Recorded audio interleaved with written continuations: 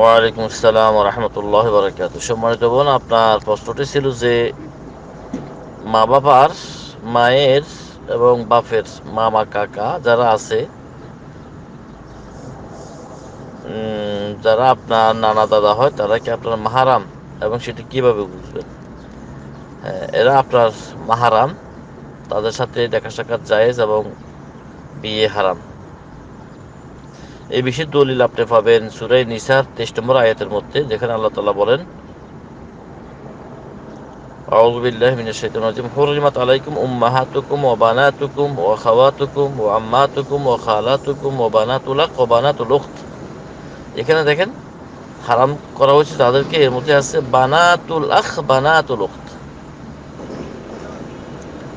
ভাইয়ের মেয়েগণ।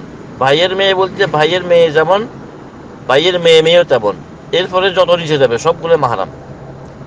ওয়া বানাতুল উখত মানে বোনের মেয়ে, বোনের মেয়ে, এরপরে বোনের মেয়ে, এরপরে বোনের মেয়ে, নিচে যতটুকু থাক সবগুলো মাহারাম অন্তর্ভুক্ত হবে। এই আয়াত থেকে আপনার পিতার চাচা, আপনার মায়ের মামা আপনার মাহারাম হবে। আশা করি বিষয়টা বুঝতে পারছেন। বাকি আল্লাহ ভালো। আসসালামু আলাইকুম ওয়া রাহমাতুল্লাহি ওয়া বারাকাতুহু।